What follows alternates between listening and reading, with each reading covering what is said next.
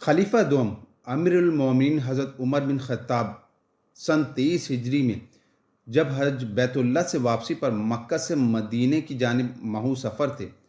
راستے میں ایک جگہ اپنے اونٹ کو بٹھایا اور زمین پر بیٹھ کر اپنے ہاتھوں سے سنگریزوں کو ادھر ادھر ہٹاتے ہوئے آرام کے لیے کچھ جگہ بنائی اور پھر وہاں اپنی چادر بچھا کر اس پر لیٹ گئے۔ جب نگاہ آسمان کی جانب اٹھی تو فوراً ہی دونوں ہاتھ بھی آسمان کی جانب بلند ہو گئے۔ تب اپنے رب سے مناجت کرتے ہوئے یوں دعا کی، ترجمہ: اے اللہ، اب میری عمر زیادہ ہو گئی ہے، قوت بھی کمزور پڑ چکی ہے، راہ بھی خوب پھیل چکی ہے، اس لیے اے اللہ اب تو مجھے بس اپنے پاس بلا لے۔ اور پھر مدینہ منور پہنچنے کے بعد مسجد نبوی میں خطاب کے دوران اللہ سبحانہ و تعالیٰ سے اپنے لیے شہادت کی دعا مانگی، لیکن پھر فوراً ہی فرمانے لگے، ترجمہ: میرے نصیب میں شہادت کہاں؟ اس جملے سے غالباً مقصد یہ ہوگا کہ مختلف محاذوں پر جو اسلامی افواج اللہ کے دین کی سربلندی کی خاطر مصروف جہاد ہیں، وہ تمام علاقے مدینے سے بہت دور، سینکڑوں بلکہ ہزاروں میلوں کی مسافت پر ہیں۔ لہٰذا محاذ جنگ سے اس قدر دور یہاں مدینے میں بیٹھے ہوئے شہادت کی توقع کس طرح کی جا سکتی ہے؟ اور پھر قدر توقف کے بعد خود ہی یوں فرمانے لگے، ترجمہ: وہ اللہ جس نے فضل و کرم سے مجھے مکہ سے مدینہ پہنچا دیا، یقیناً وہ اس بات پر بھی قادر ہے کہ میرے لیے شہادت کو بھی یہیں مدینے میں ہی پہنچا دے۔ اس واقعے کے بعد محض چند روز ہی گزرے تھے کہ ماہ ذوالحجہ کے آخری دنوں میں ابو لولو فیروز نامی مجوسی غلام نے آپ رضی اللہ تعالیٰ عنہ کے قتل کا منصوبہ بنایا۔ اس مقصد کے لیے اس نے ایک بڑا زہر آلود خنجر بھی تیار کیا۔ ایک روز نماز فجر سے پہلے ہی اندھیرے کا فائدہ اٹھاتے ہوئے وہ مسجد کے کسی کونے میں چھپ کر بیٹھ گیا، اور جب نماز کا وقت ہوا، حضرت عمر بن خطاب رضی اللہ تعالیٰ عنہ حسب معمول امامت کے لیے آگے بڑھے اور نماز شروع کی۔ ابھی تکبیر ہی کہی تھی کہ ابو لولو فیروز نے آگے بڑھ کر خنجر سے کئی وار کیے۔ لوگوں نے اسے پکڑنے کی کوشش کی تو اس نے اندھا دھند ہر ایک کو نشانہ بنانا شروع کر دیا۔ چونکہ مسجد میں سبھی لوگ غیر مسلح تھے، اس لیے اسے پکڑنے میں دقت پیش آئی۔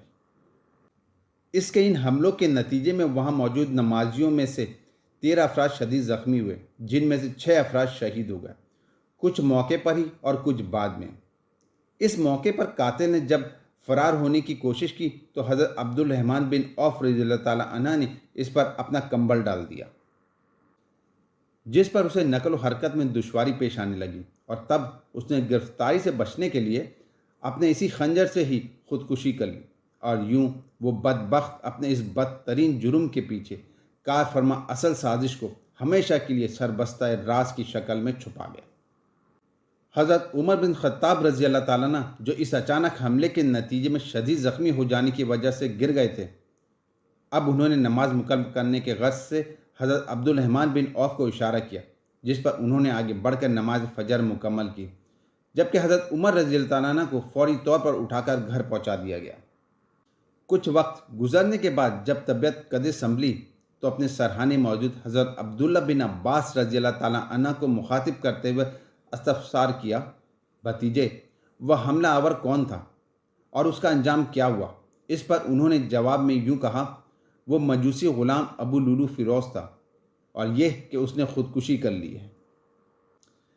یہ سن کر فرمایا، اللہ کا شکر ہے کہ مجھے کسی ایسے شخص نے قتل نہیں کیا جو اللہ کے سامنے سجدہ ریز ہوتا ہو۔ اس موقع پر مہاجرین و انصار میں سے صحابہ نے مشورہ دیتے ہوئے کہا کہ اے امیر المومنین، آپ اپنا جانشین مقرر کر دیجئے تاکہ اختلاف و افتراق کی نوبت نہ آئے۔ اس پر حضرت عمر بن خطاب رضی اللہ تعالیٰ عنہ نے 6 حضرات کے نام گنواتے ہوئے فرمایا کہ رسول اللہ صلی اللہ علیہ وآلہ وسلم کے نزدیک ان 6 حضرات کی خاص حیثیت تھی۔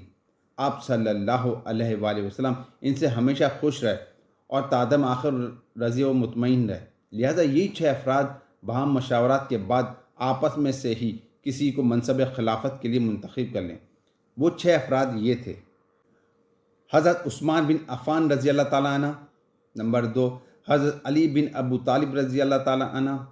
نمبر 3 حضرت عبد الرحمن بن عوف رضی اللہ تعالیٰ عنہ، نمبر 4 حضرت سعد بن ابی وقاص رضی اللہ تعالیٰ عنہ، نمبر 5 حضرت طلحہ بن عبید اللہ رضی اللہ تعالیٰ عنہ، اور نمبر 6 حضرت زبیر بن عوام رضی اللہ تعالیٰ عنہ۔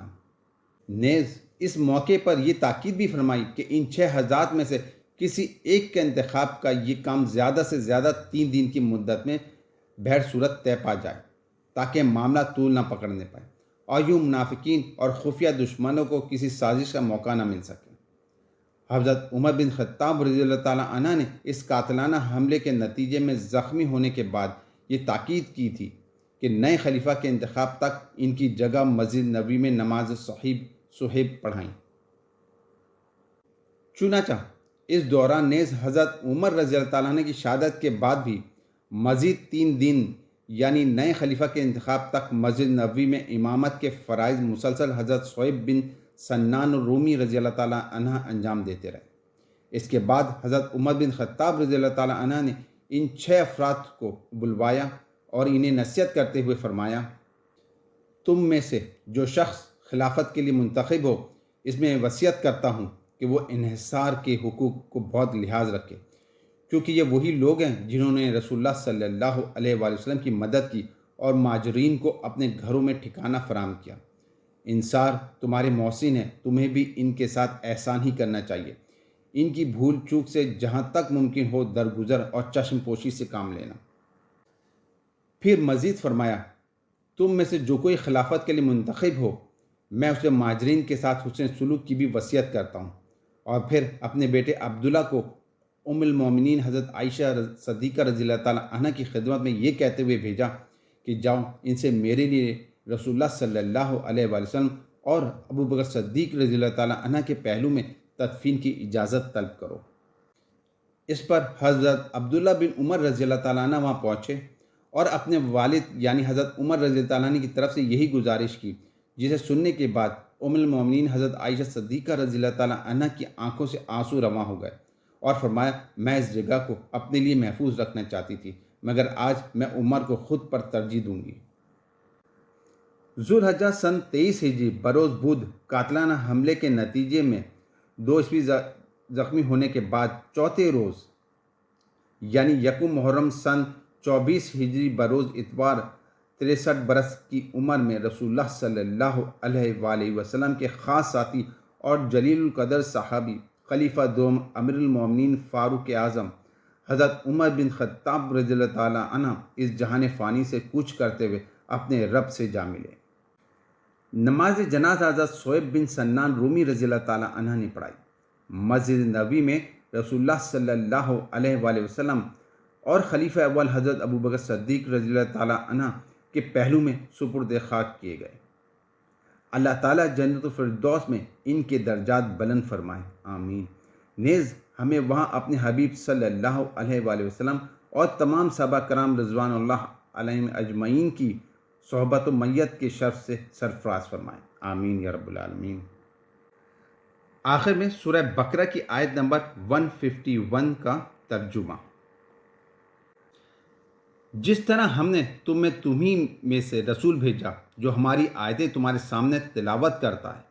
اور تمہیں پاک کرتا ہے اور تمہیں کتاب و حکمت اور وہ چیزیں سکھاتا ہے جن سے تم بے علم تھے،